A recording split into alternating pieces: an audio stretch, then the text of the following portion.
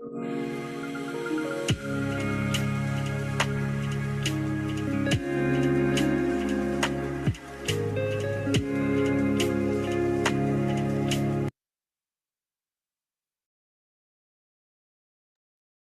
everybody, we're going to just start.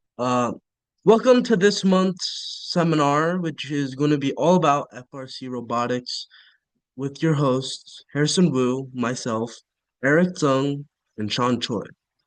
So a little bit, so a little bit about myself. My name is Harrison Wu, and I have been doing robotics for 3 years now, and I am on the team Bionic Blackhawks 2834.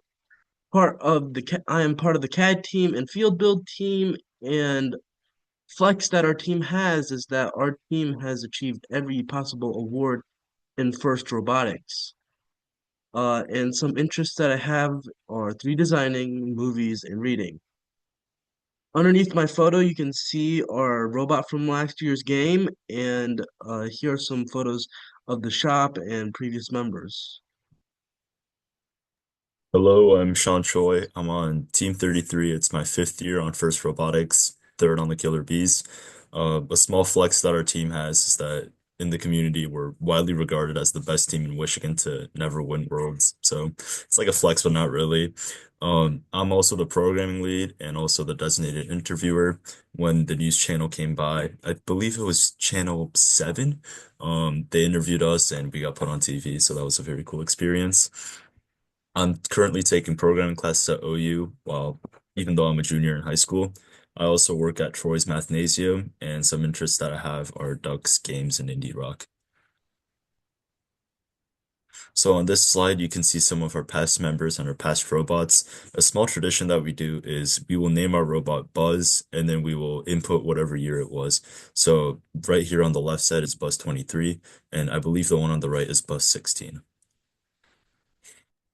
I am Eric Zung, and this is my second year on FRC Robotics, and I am part of Team 469 Las Gorillas, and I edited large parts of our notebook, and I also did mechanical for a bit, and I enjoyed the process and reward of perseverance. And on this next slide, you can see some images from our shop last year. And kind of like Sham's team, our team likes to name our robot Cornelius and then like add on whatever the year is. So for example, last year's robot, this previous season's robot was Cornelius 25 because it's 2025 FRC. And a little bit about the organization, MYE. So MYE, Michigan Youth Empowerment Foundation, was founded in 2016 and is a 501c3 nonprofit organization dedicated to empowering students with tools and knowledge necessary to succeed in the 21st century. Our program is designed to foster students' interests in STEM, leadership, and community, helping to bridge the gap between academics and real-world technological applications. Our initiatives focus on leadership, community impact, and early career exploration. The YLC Youth Leadership Committee is a group of high school students passionate about making an impact in their community. We have partnerships with libraries and other community centers in hosting STEM classes and other events. If anyone wants to apply, applications will be open later in the fall. Our MYE Beat website, which stands for Be Entertained at All Times. This website, run by the YLC, started during COVID in 2020 in order to entertain readers through hard times. Please feel free to check it out. And a small promotion for our next seminar, which will be happening in December 13th, will be summer experiences that stand out to colleges. So, like summer camps, different activities during the summer that can really boost your resume when sending your application to colleges. So the table of contents for today's seminar goes as follows. So we'll first start off with the introduction, describing what a typical season would look like, and then we will go on to creating the robot, where we will go through the assembly and the design process, along with prototyping, and then we'll go on to testing the robot, where which we will fine-tune our details and prepare for testing and events like building the field and programming. And then last but not least is during events, like which we will prepare for awards and editing the notebook and things like that.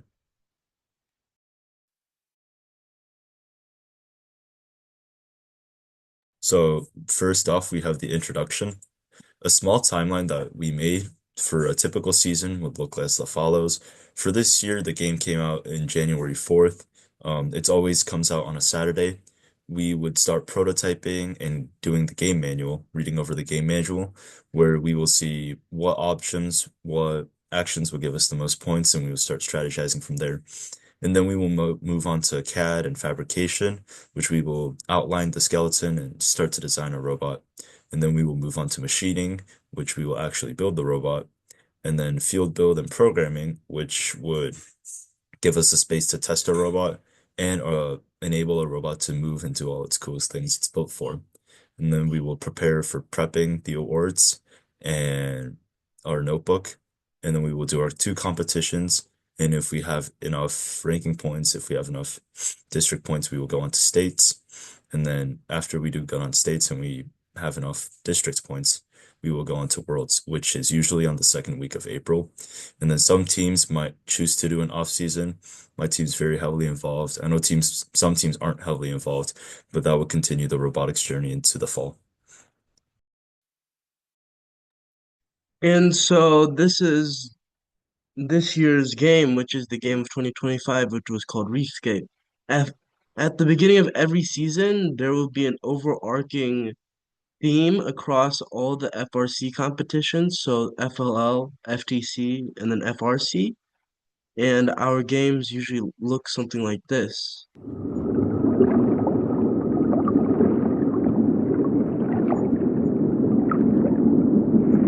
Welcome to the 2025 First Robotics Competition game, Reefscape, presented by Haas. Two alliances of 3 teams each compete to earn points by harvesting algae, seeding coral on their reef, and returning to their barge to ascend to the ocean's surface. Alliances earn additional rewards for meeting specific scoring thresholds and for cooperating with their opponents.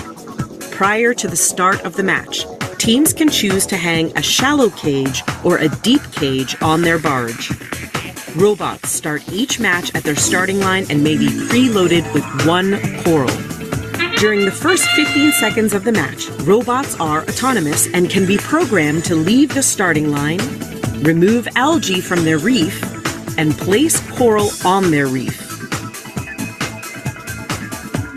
If all enabled robots on an alliance leave the starting line and score at least 1 coral in auto, the alliance earns the auto ranking point. During the following 2 minutes and 15 seconds of the match, drivers control their robot. Robots can place algae in their net and collect coral from human players at their coral station to place on their reef. Coral placed higher on the reef are worth more points. If an alliance can score enough coral on all 4 levels, they will earn an additional ranking point. Robots can also deliver algae to their processor.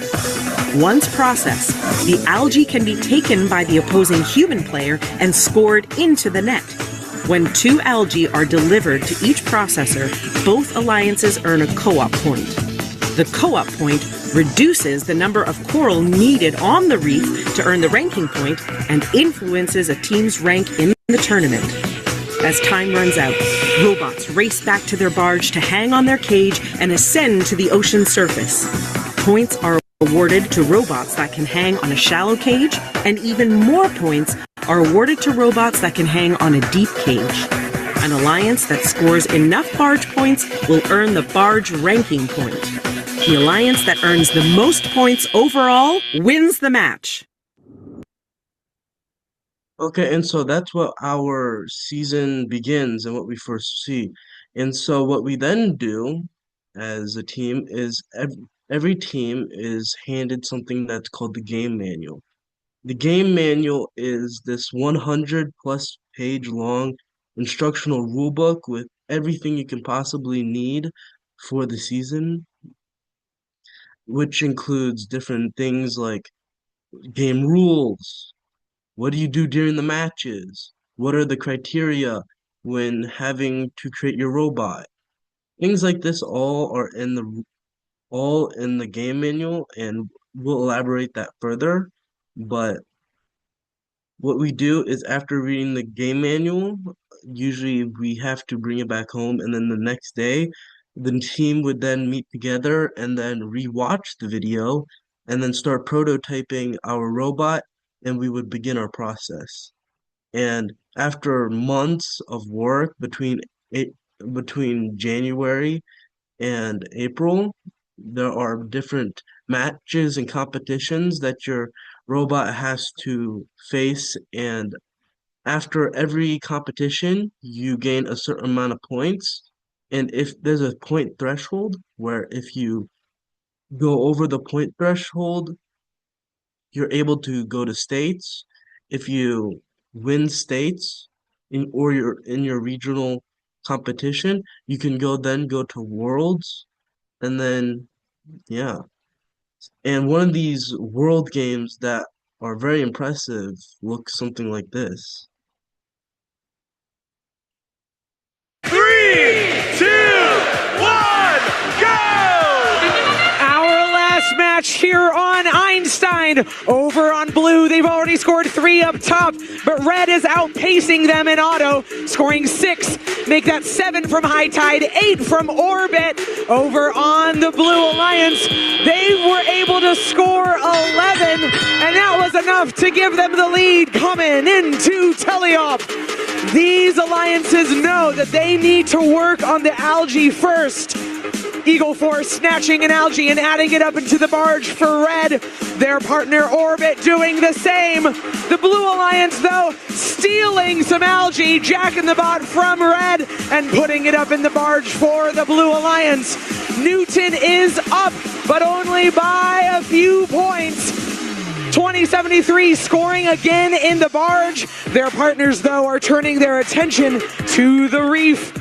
High Tide scoring on level 3. Red Alliance has run out of room on level 4. Same with the Blue Alliance. 4272 Maverick scoring on level 1. 1323 just barely making in an algae into the Blue Alliance's net. A minute and 20 seconds remaining. Johnson's up by around 30, but Newton is trying to catch up. Madtown Robotics working on coral cycles, using their wide ground floor pickup to grab some coral and score it on the trough for the Blue Alliance. Over on blue, they are trying to keep up with the pace that Johnson has set with the reef. But so far, Johnson has been able to have tighter cycle times on the Red Alliance's reef. All branches are filled except for 3 on level 2.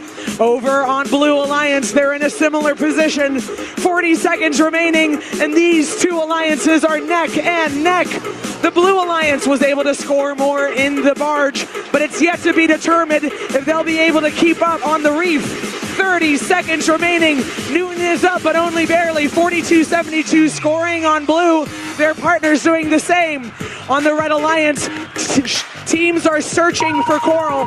4414 High Tide scoring in the trough. Their partner Orbit piling up more coral in level 1. 10 seconds remaining. Maverick Robotics lining up. They're up in the air for blue. Their partners coming as well. 5 seconds. 2 red robots are up. High Tide trying to get up too. They're up for Johnson right as time runs out.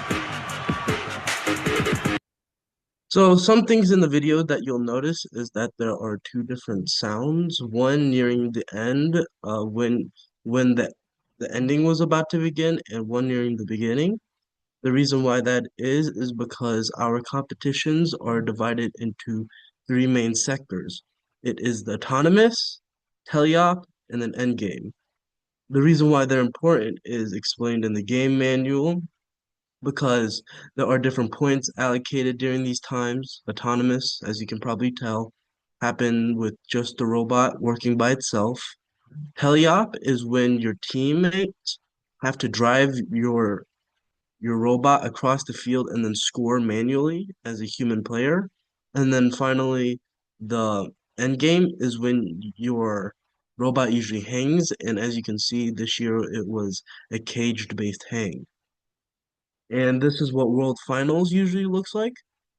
It's always a very fun event and a great opportunity if your team ever gets to Worlds, because you get to see the best of the best, and you also get to meet many new people there, such as 2 years ago when Mark Rober was there to be enlisted in the FRC.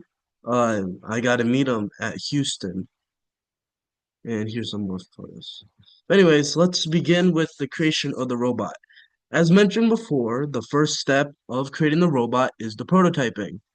So what we will always take into mind is the game manual, because if you look at the game manual, there are different there are different rules that you're in criteria that your robot must abide by in order to participate in, such as there is a very strict size. For example, last year it was 32 inches by 32 inches. There's a very specific height. Last year was the maximum your robot could be was 8 feet tall. There's a very specific weight. And if your robot is heavier by even like zero point 0.1 pounds, you're unable to participate as your robot is too heavy to compete.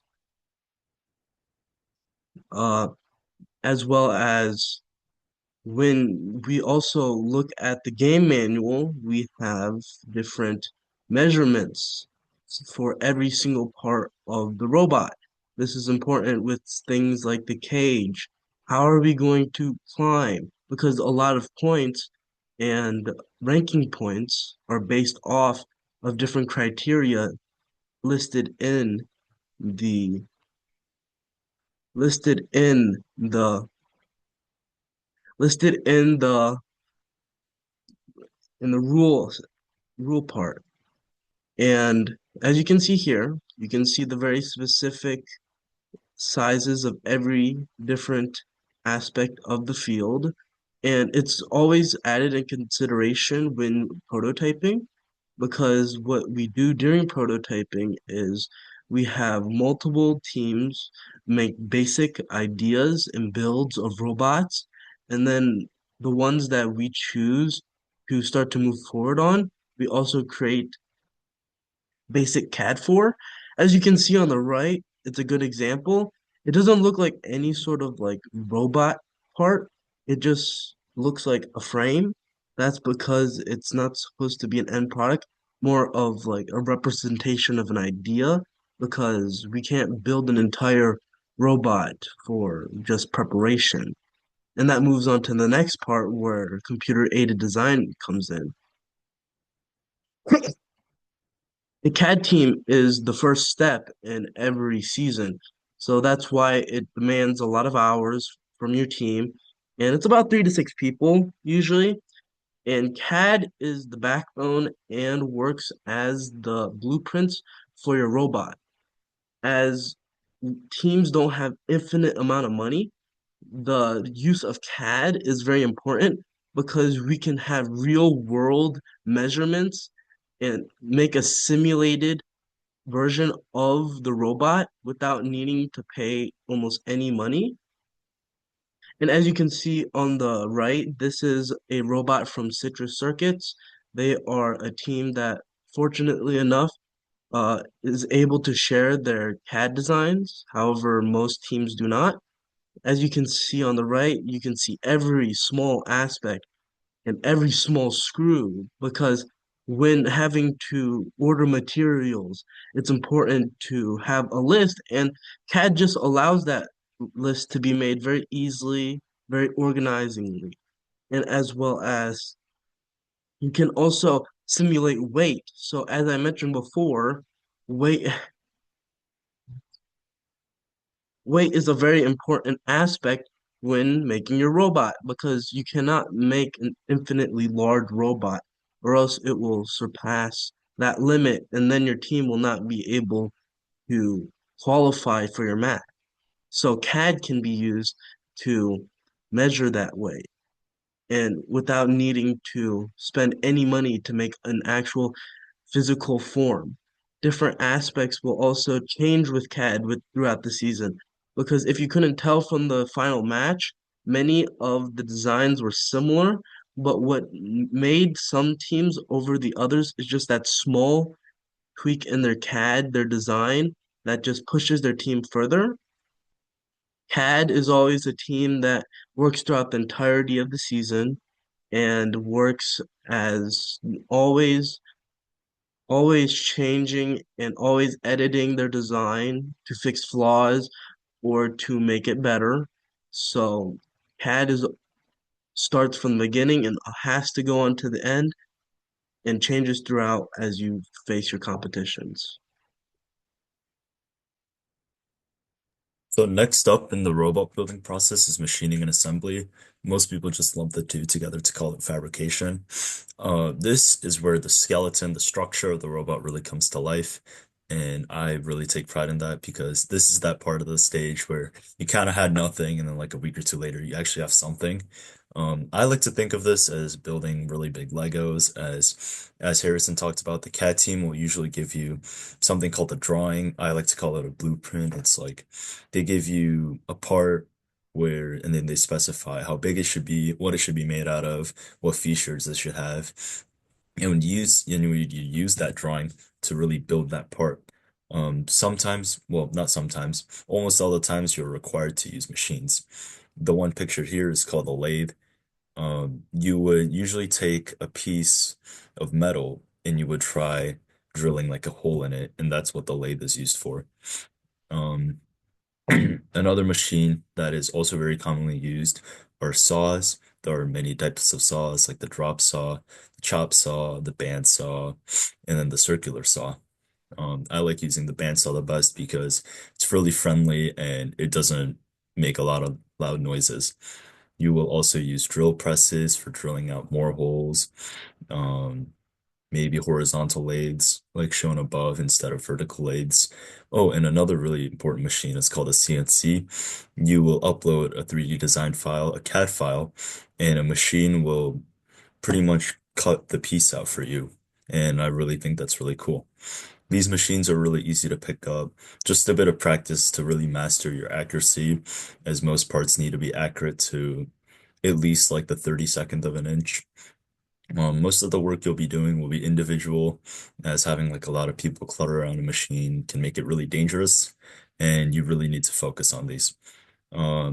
This sub team, I would say, is very flexible, as you can really diversify your skills from working on a computer to working on a solid machine to actually building and maybe talking it out with people.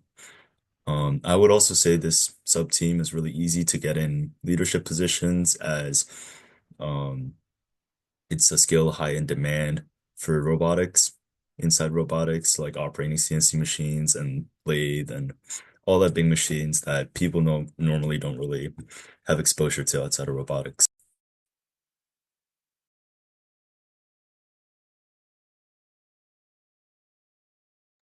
Moving on to the next section, we have testing the robot. And during our season, our team, so 2034, is lucky enough to have our own field. So field build is only applicable to bigger teams because usually smaller teams go to the bigger teams' warehouses who use their field instead of every single team building their own field. So there's heavy initial hours because this entire field has to be built by hand. However, it starts to diminish later in the season, but it's also just a lot of fun. And we have two different references when we try to build our field. First one is the online manual, which is the one that is here.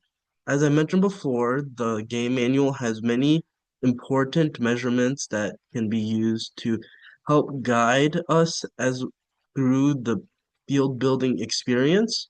However, not every small detail is added, like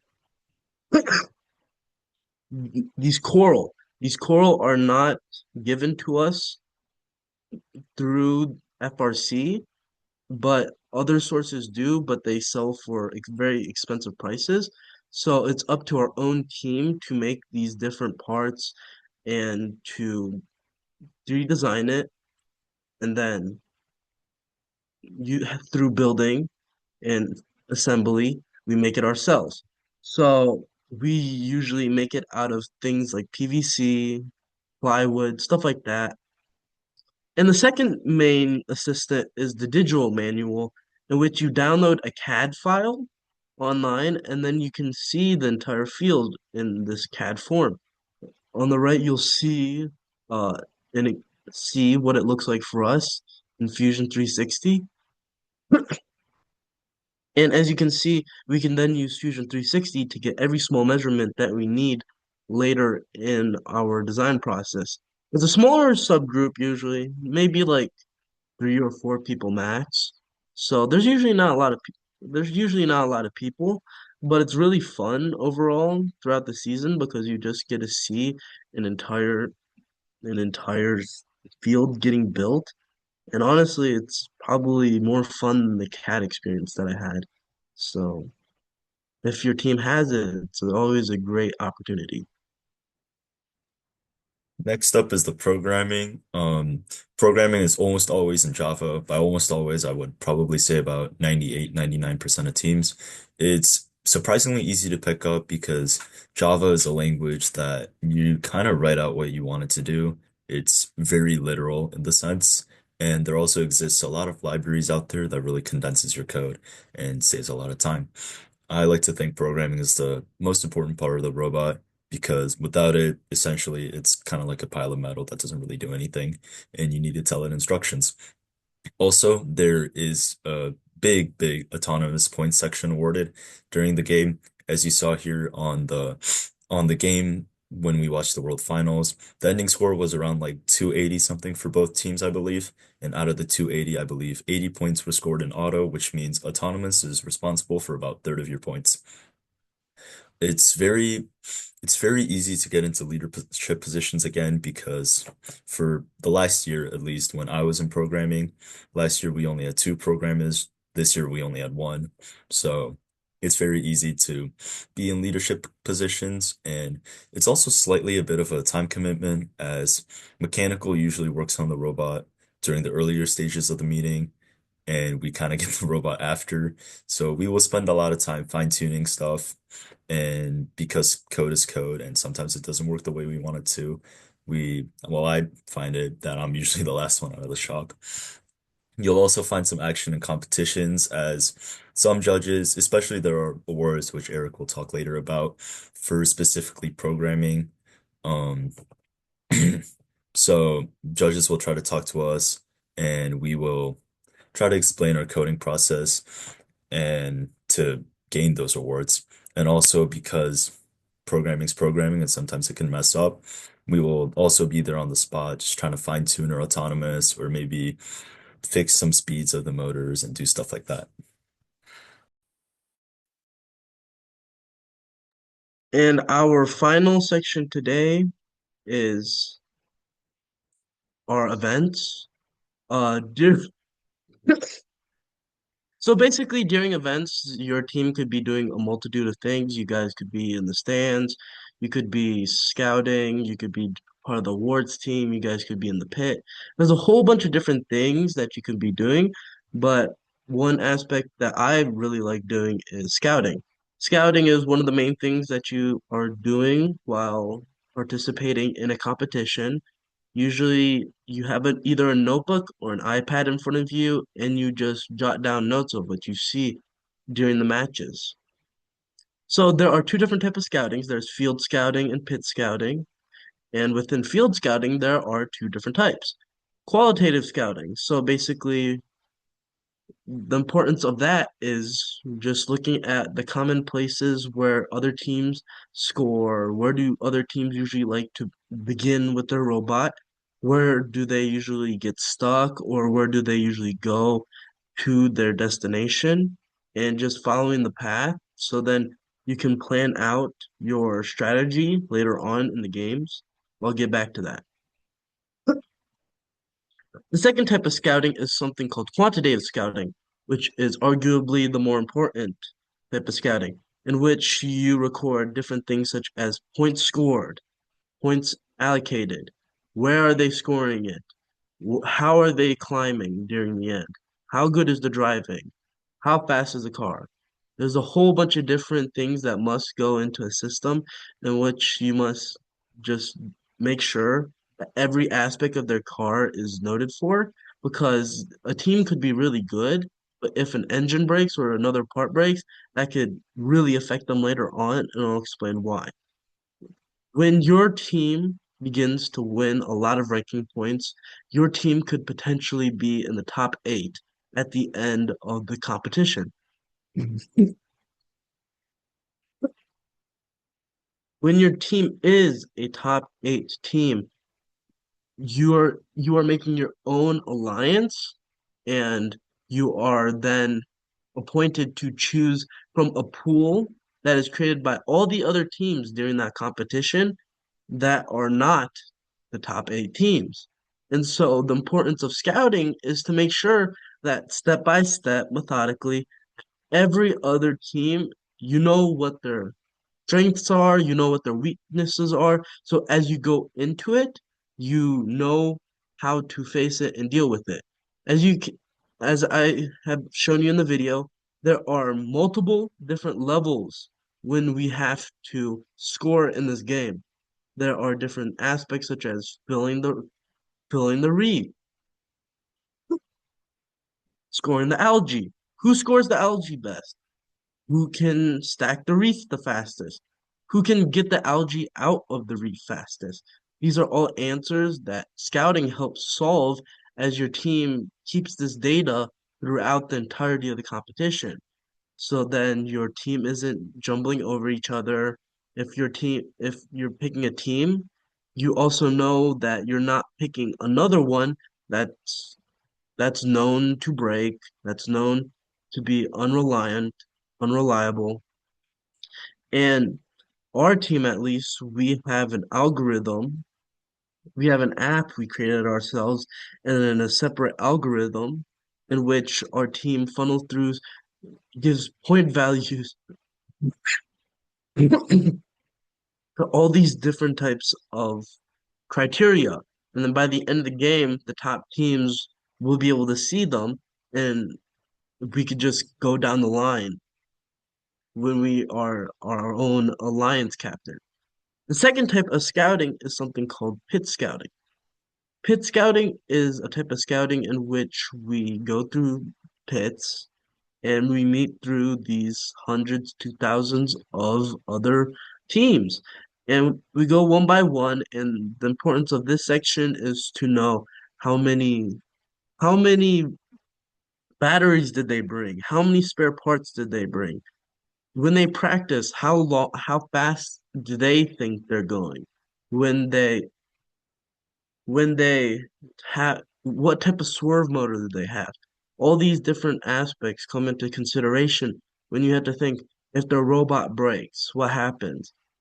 If if if we need if they shut down and we need a person to body block the opponent, how do we know that they're going to be reliable? That's how pit scouting is implemented very thoroughly within the scouting.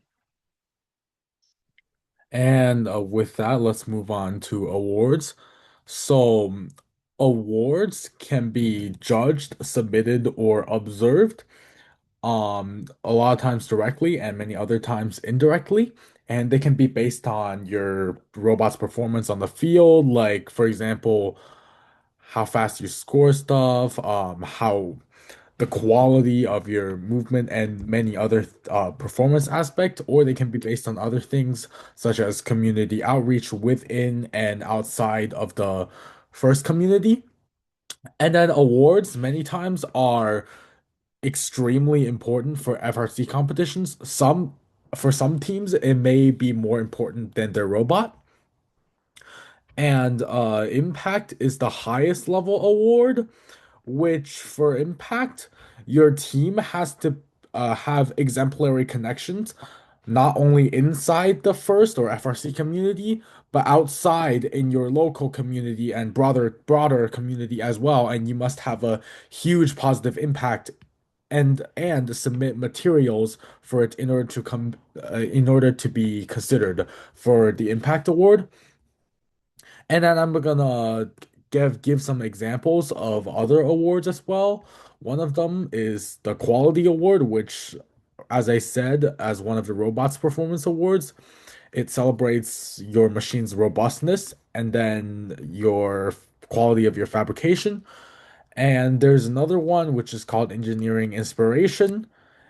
And this one you have to have an engineering for to be considered, and it celebrates a team that demonstrates success in advancing respect and appreciation for engineering within your organization or community. And then they need to see your engineering process for that one. And then there's the first Dean's List Award, which this one, like the Woody Flowers Award, is an individual award handed out to one individual on a team.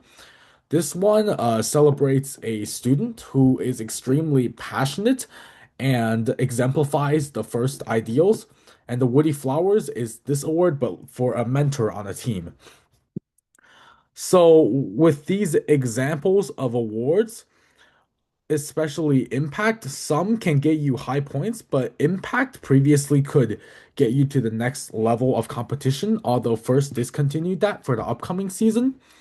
It's still a very prestigious award, even without the auto advancement.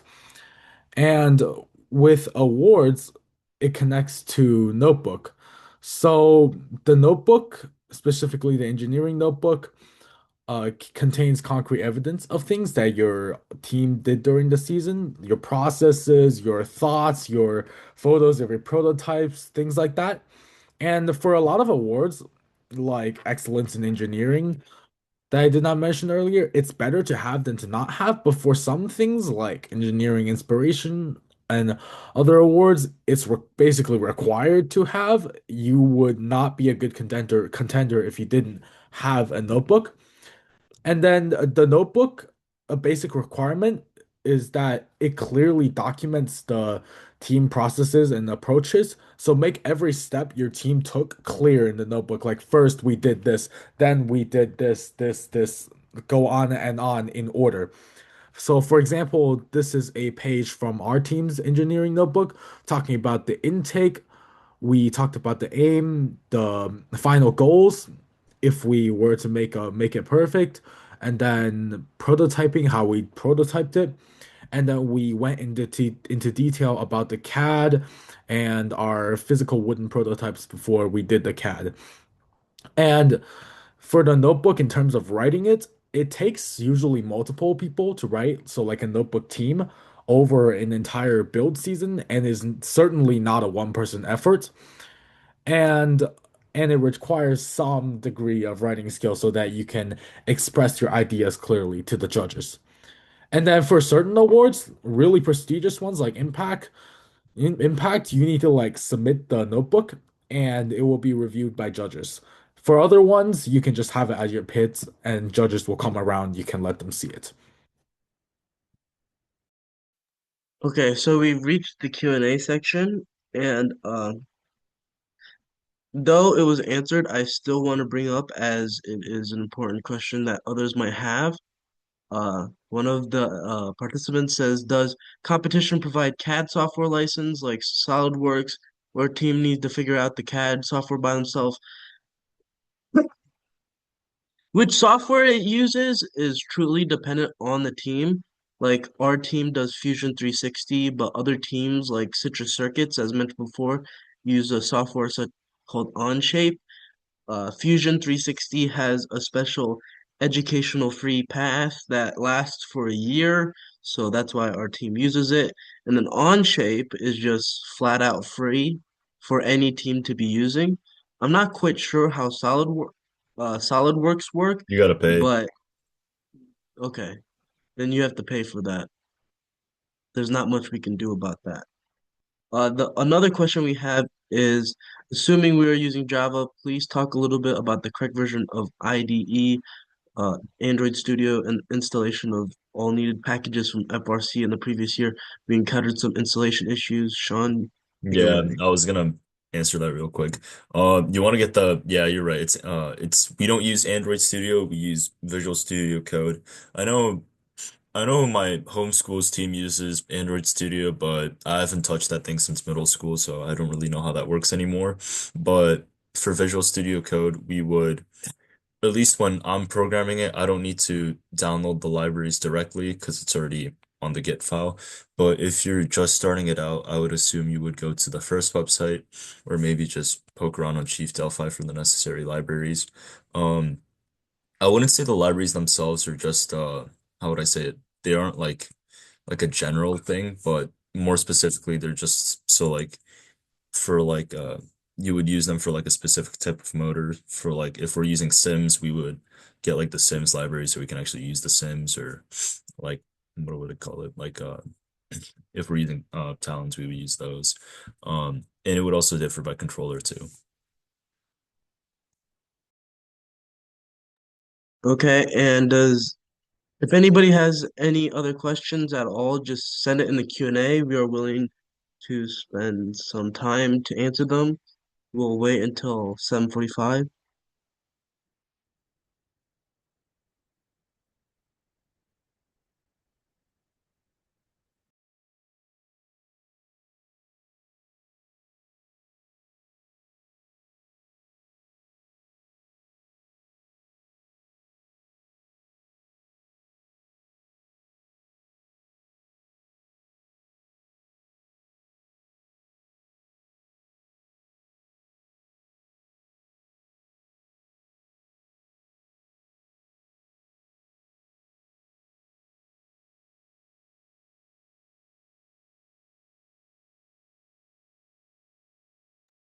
Okay, so Mr. Jing, so that truly depends on the team. Like for example, my team's around 60 people across spanned across our entire team, but you also have smaller teams that are like 20 to 30, even down to like 15 people.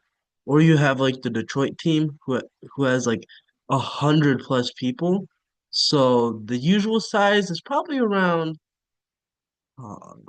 depending on the high school, probably 20 to 40 people, I'm guessing, is the average team size.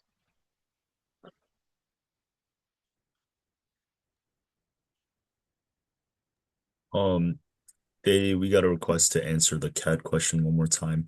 So, how CAD does competition provide CAD software license? Short answer, no. So like SolidWorks I believe is like Harrison uses Fusion 360. You get like a apparently you get like a free trial for that one. Onshape is straight up free. Um, cat Most teams will choose. We usually went with like whatever like our CAD mentors likes. He would just teach the students.